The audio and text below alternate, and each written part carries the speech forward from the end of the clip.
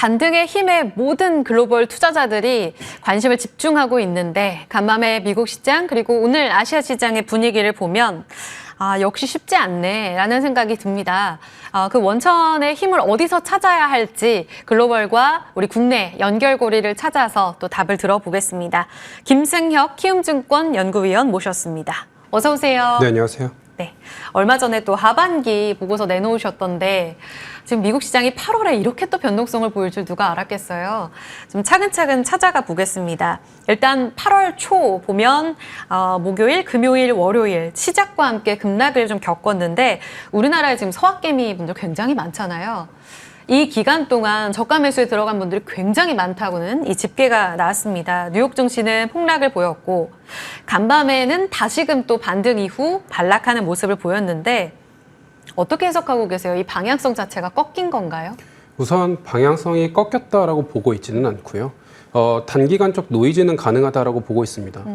제가 월보를 통해서 밝혔듯이 경기 침체 관련된 내러티브가 좀 많이 들어온 상황이고요. 그 시작점이라고 한다면 ISM 제조업 PMI 같은 경우가 헤드라인 기준으로 좀 예상치를 하회한 부분, 네. 그리고 최근에 실업률 같은 경우가 4.3%를 찍으면서 샴수를 도달했다. 이런 어떤 매크로적 요소들이 좀 있는데 제조업 PMI는 좀 안 좋게 나왔지만 서비스업 PMI는 좀 괜찮게 나왔어요. 이제 그런 상황 속에서 좀 결정타를 날린 것 중 하나가 뭐냐라고 하면 엔화 좀 강세를 보이고 있는 부분인겠죠. 아무래도 엔화가 강세를 보이면서 그럼 엔캐리 트레이드를 청산하는 과정에서 엔화 숏과 기술적 롱을 걸어놨던 포지션들이 좀 청산이 되면서 기술주가 다시 한번 좀 매도세로 돌아선 것 아니냐라는 판단이 들어오면서 최근에 좀 장이 많이 빠졌다 이렇게 좀 말씀드릴 수 있습니다. 경기 침체가 단초가 됐고 엔캐리 트레이드 청산이 핵심 이슈였다. 지금 서학개미 분들이 8월 초에 조정을 받으니까 이때가 기회라고 생각하셔서 되게 많이 들어가셨다는 이야기를 제가 조금 전에도 말씀을 드렸잖아요. 이렇게 미국 시장으로 계속 이동하는 현상은 이어질지 사실 거품론도 우리가 지금 무시할 수 없는 아주 공교로운 타이밍 아닙니까? 아무래도 방향성을 어떻게 볼 거냐는 지금 상황에서 말씀드리자면 네. 그러면 경기가 침체 쪽으로 갈 거냐 네. 아니면 서서히 둔화 쪽으로 갈 거냐가 핵심 논제인데 네, 네. 저희가 보고 있는 저희 하우스에서 보고 있는 뷰는 침체는 아니고 둔화 쪽으로 갈 가능성이 아직은 높아 보인다라는 말씀을 드리고 있습니다. 흔히 침체 쪽을 말씀하시는 분들은 소비 위축이라던가 아니면 이미 금리가 고금리 상황이 너무 높게 유지돼서 그거에 따른 여파가 유동성 쪽에서 발생할 수 있을 거다 이런 식의 발언을 하고 계신데 사실 유동성 관련 측면을 말씀드리면 그렇게까지 큰 어떤 문제점을 아직까지는 발견하지 못한 그래요? 상황이고 얼마 전에 재무부는 바이백을 얘기를 했고 약 460억 달러 정도의 바이백을 얘기를 한 상황이고 그 다음에 이제 QRA라는 걸 통해서 국채가 발행되는 걸 보더라도 단기채가 그렇게 많이 집중돼서 발행되지 않는다라고 하면 여갈 피해자에게 사실 아직까지는 남아 있을 거다. 쉽게 말씀드리면 은행의 지급준비금이 큰 타격을 받지 않을 가능성이 높다라고 보고 있기 때문에 그런 상황 속에서 이걸 침체로 봐야 하느냐라기보다는 둔화 쪽으로 바라보는 게 맞고 둔화라고 한다면 이거를 대응할 수 있느냐 영역인데 네. 아무래도 미국 연준 같은 경우가 기준금리 인하를 9월 같은 경우에는 50bp 가능성도 나오고 있는 상황이잖아요. 네, 높아졌죠. 계속 높아지고 있는 상황이고 금리가 이제부터는 내려가는 시점이다라고 한다면 이거를 방어할 만한 요소는 아직까지 남아있다라고 보고 있습니다. 그래서 만약에 기준금리 인하가 단행이 된다면 이거는 아직까지는 보험성 금리 인하일 어떤 가능성이 좀 높아 보인다라고 보고 있는 상황이고 보험성 금리 인하다라고 했을 때 그럼 증시 측면에서 보면 지금의 하락분이 하락의 변곡점이냐라고 물어보셨을 때 네. 변곡점은 아닌 것 같다. 이미 일정 증시에 대한 조정 가능성은 충분히 저희가 말씀드렸거든요. 노이즈 같은 것들이 끼면서 그런 조정 가능성이 충분히 올 수 있으니 관련해서 포트폴리오에 대한 비중 조절이 필요하다라는 말씀을 드렸지만 그럼에도 불구하고 주도주 중심을 다시 한번 우리가 가져가자라는 말씀을 계속 드려왔던 게 조정이 어느 정도 마무리가 된 이후에는 재차 좀 반등할 만한 여력이 남아있다라는 말씀을 좀 드리면서 그런 결로 좀 대답을 드립니다. 어렵네요. 이해는 되는데 전략에 접목하려니까 되게 어려운 것 같아요. 그럼 50bp 이번에 9월에 인하하게 되면 이 정도의 대응은 괜찮다. 바닥을 잡아가는 데 있어서 충분히 도움될 만한 대응일 거다라고 보세요? 우선 이건 연준에 대한 믿음이거든요. 대부분은 사실 연준에 대한 믿음이 없습니다. 그렇지만 지금은 네, 지금은 그렇지만 제가 개인적으로 하나 보고 있는 건 네. 이 비슷한 상황이 우리가 과거에 언제 봤지? 생각해 보면 SBB 사태 때 한번 비슷하게 좀 있었어요. 그때도 침체가 도래했다. 작년 3월. 네, 맞습니다. 다 무너질 거다.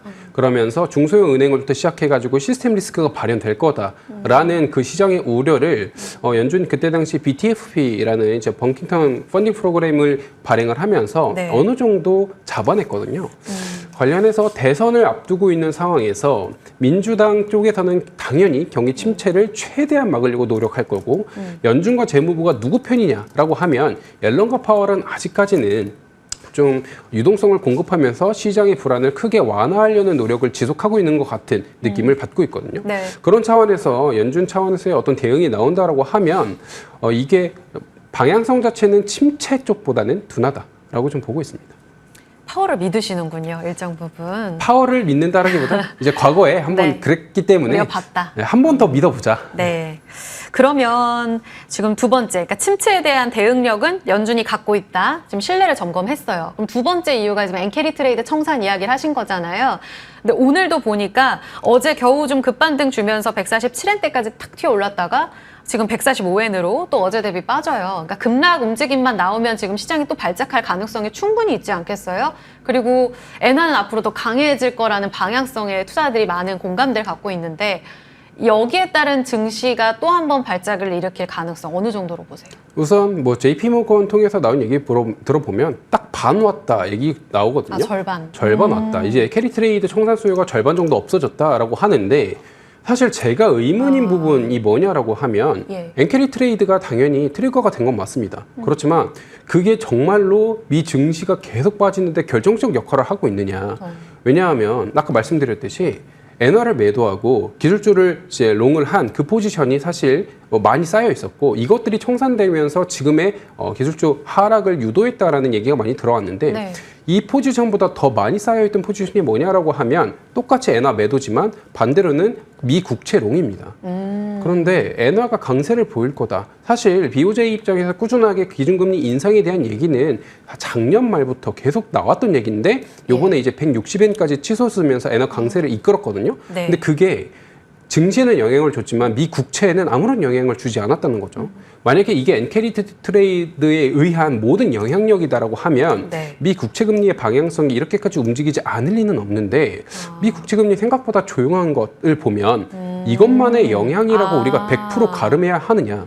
그렇지는 않을 수 있을 거다라고 보고 있는 상황이고요. 그러니까 급등했어야 되는데 그렇지 않았다는 거죠? 그렇죠. 왜냐하면 이제 미 국채에 대한 수요가 있었던 건인데, 네. 근데 미 국채를 수요했다라는 건 반대로 포지션을 청산했다라는 건 그렇죠. 팔았다는 거잖아요. 네네. 그럼 가격이 내려가니까 금리가 다시 뛰어야 되는 거잖아요. 미 국채 그렇죠. 입장에서는. 네. 근데 미 국채 입장에서는 크게 변화는 없었다라는 거죠. 이게 주는 시사점이 뭐냐라고 했을 때, 제가 개인적으로 생각했을 땐 캐리 트레이드 면에 있어서 당연히 영향력은 줬지만 이게 시장의 변곡점을 만들어낼 트리거가 될 것이냐 다시 한번 네. 그렇진 않을 거다라고 보고 있는 상황이고 그래서 만약에 엔캐리 트레이드가 조금 더 진행이 된다라고 하면 다행히 어제 같은 경우 BOJ에서 발언이 나왔죠. 금리 인상 우리가 조금 유보하겠다. 우리가 좀 분위기를 보면서 하겠다. 이런 얘기를 나오다 보니까 지금 엔화가 살짝 진정된 모습을 좀 보이고 있는 상황인데 이게 예를 들어 재차 다시 그 금리 인상에 대한 기조가 발현이 된다라고 했을 때 그때 증시가 좀 타격을 받을 수 있겠지만 지금과 같은 폭락장은 저는 아닐 거다라고 보고 있습니다. 근데 국채 팔아서 이제 급등했어야 되는데 그게 아니었다라는 건 기술주가 비싸니까 여기서 자금을 먼저 뺐을 수도 있잖아요. 그 미국 빅테크 노이즈랑 국내 반도체의 연동성이 워낙 크니까 이 부분에 대한 우려도 그럼 크게 갖지 않으시는지 좀 짧게만 들을 수 있을까요? 이제 기술주에 대한 얘기만 말씀드리면 네. 증시는 이제 하락폭은 제한되지만 네. 기술주는 잠깐 빠질 수 있겠죠. 그렇지만 수급적 면모다. 펀더멘탈적으로는 어떤 변화가 아직 없다. 그러면 우리가 오히려 저점을 잡을 수 있는 요소 아닌가라고 전 반대로 생각하고 있습니다. 알겠습니다. 시간이 또 많지가 않아서 지금 11월까지 있을 때 미국 시장의 변동성 더불어서 이제 대선 전국 이 부분이 좀 큰 기회가 될 거라고 보는 투자자분들이 많거든요. 후배별로 수혜 섹터 여전히 좀 기회 있다고 보세요? 우선 뭐 이제 흔히 트럼프 트레이드다, 뭐 해리스 트레이드다, 뭐 이렇게 얘기가 나오고 있는 상황인데 네. 아직까지 이제 누가 될지 알 수가 없는 상황이죠. 상당히 지지율 면에 있어서 프레디기 같은 걸 봐더라도 거의 격차가 없는데 당연히 아직은 각각 선호하는 섹터가 나뉘어져 있다라고 보고 있습니다. 뭐 트럼프 같은 경우에는 대표적으로는 친환경보다는 이제 화석연료 쪽을 그렇죠. 좀 선호를 하고 있는 상황이고 그다음에 저 자료를 통해서 이제 보면 아시겠지만 전통 에너지, 그다음에 네. 건설업, 방산, 원자력, 금융산업, 뭐 민간 헬스케어 이런 쪽을 트럼프는 좀 더 강력하게 외칠 거다. 저거에 대한 대전제는 작은 정부다라는 거고요.